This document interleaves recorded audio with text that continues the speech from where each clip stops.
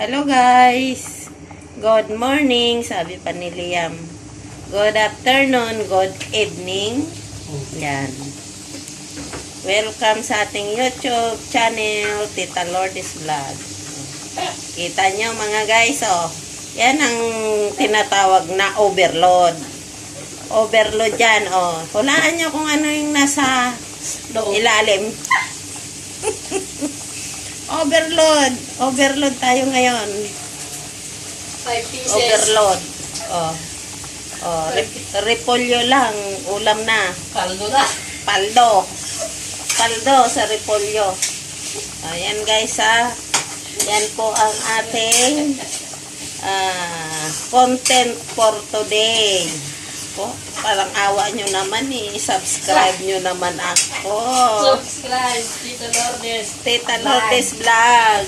Angel. Bless naman. Angel. Shout out sa'yo, Angel Rupeno. Bikini man.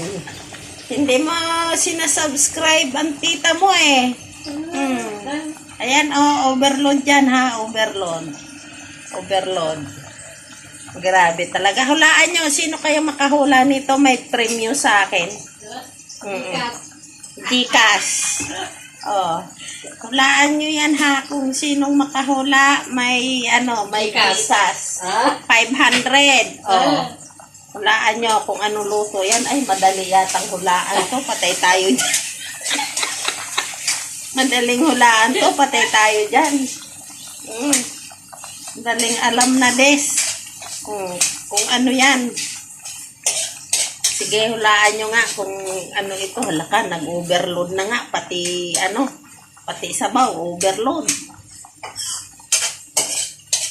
Ayan guys, oh. Kahit dyan man lang, paldo tayo dyan sa sa repolyo. Maglaga tayo ng repolyo. Repolyo lang, ulam na. Anong gagawin? Ganyan talaga ang buhay ng OFW. Tipid-tipid para may padala sa Pilipinas. O, yan o. Padala sa Pilipinas. Saan kayo? O, tingnan mo tong isa rin o, lulutuin o. O. Yan o. O.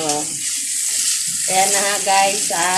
Yan, ganyan ang buhay ng OFW. Kala nyo masarap ang buhay? Masarap. Dahil pagdating ng katapusan, may tatanggapin. Kaya lang, pagdating ng katapusan, dadaan lang sa mga palad mo ang pera. Ang may iwan, resibo, ayan o, ang bangko. Nasa baba lang namin o, ang bangko. Ayan o, Almula Exchange. Nakita nyo yan, may green. Yan lang. Diyos ko po. Pira lang ang walang ipapadala. Ayan na. Ito ay magluluto ng corn beef. Ba't nakasombrero ka? Corn beef. Ay, siyempre. Corn beef.